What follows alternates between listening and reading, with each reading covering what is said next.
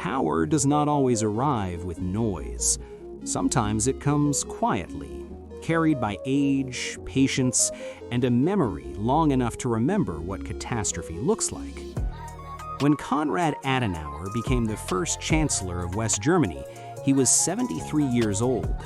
His country lay in ruins. Its name was synonymous with guilt. Its future was uncertain, and most of the world believed Germany would never again be trusted, perhaps never again matter. Adenauer did not promise greatness, he promised stability, and in the aftermath of history's worst collapse, that was revolutionary. Konrad Adenauer was born in 1876 in Cologne, a city shaped by Roman roads, medieval cathedrals, and the steady rhythm of the Rhine. He grew up Catholic in a Protestant-dominated empire, a minority that learned early how to navigate power without dominating it. Order, discipline, and tradition mattered, but so did compromise. He studied law and economics, and by the early 20th century, Adenauer was already a rising figure in municipal politics. He became mayor of Cologne in 1917 during the chaos of the First World War. The empire was collapsing, food was scarce, and revolution loomed.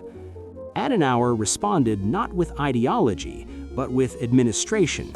He expanded infrastructure, supported social housing, and modernized the city.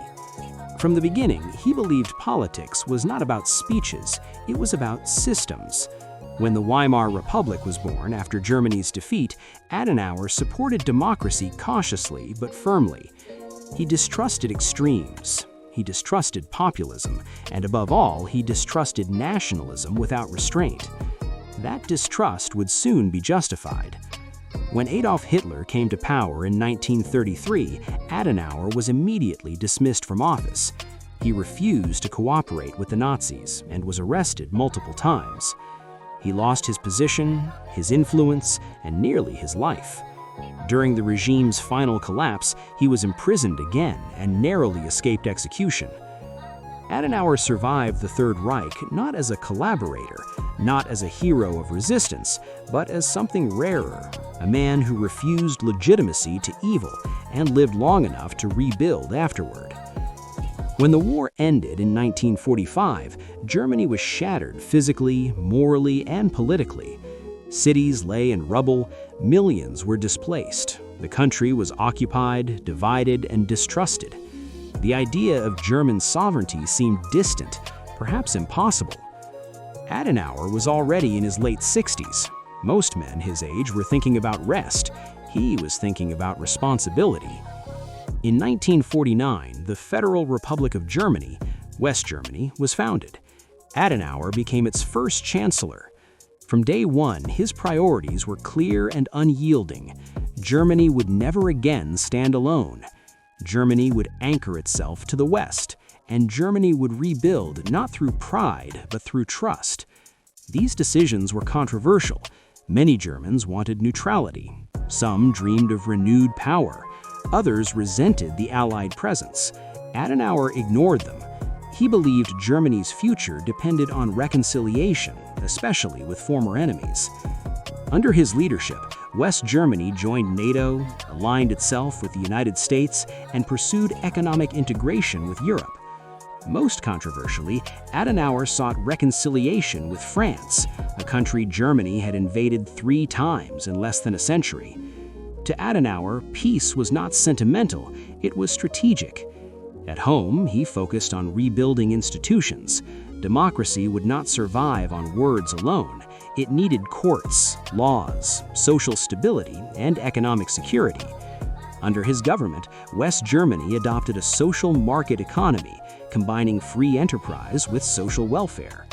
The result was the Wirtschaftswunder, the economic miracle. Factories reopened, jobs returned, living standards rose faster than anyone had predicted.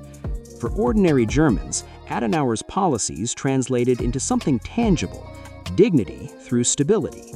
But prosperity came with moral weight. Adenauer faced the impossible task of rebuilding a nation whose crimes were unparalleled. His approach was pragmatic. He supported denazification, but also allowed many former Nazis to reintegrate into society. Critics accused him of prioritizing stability over justice.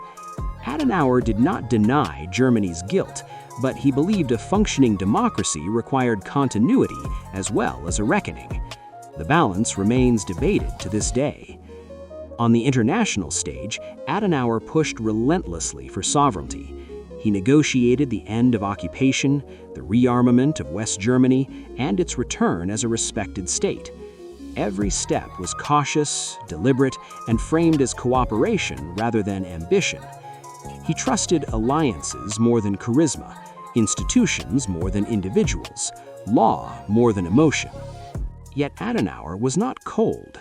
In 1952, he negotiated reparations with Israel, an unprecedented step for a German leader so soon after the Holocaust. The agreement was deeply unpopular at home. Many Germans felt it was unfair or premature. Adenauer insisted. Germany, he believed, could not move forward without acknowledging responsibility. That decision marked a moral turning point. By the late 1950s, West Germany was no longer a pariah. It was a pillar of European stability. Adenauer's age, once mocked, became a symbol of continuity. He had lived through empire, war, dictatorship, and collapse. He understood how fragile civilization truly was. He ruled firmly, sometimes stubbornly. He tolerated little dissent. He centralized power and trusted a small inner circle. Critics accused him of authoritarian tendencies. Supporters argued that his steadiness was precisely what the moment required.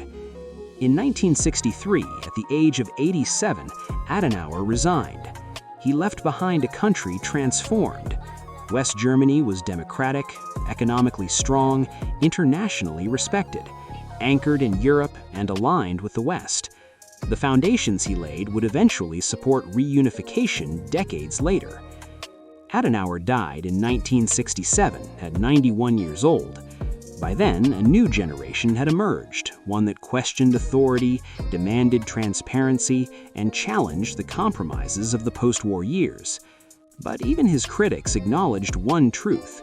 Without Konrad Adenauer, there may not have been a democratic Germany to criticize at all. He was not a visionary in the romantic sense. He could not inspire crowds with poetry or fire. He inspired confidence by preventing collapse. Adenauer believed history was not shaped by dramatic gestures alone, but by patient construction, brick by brick, institution by institution.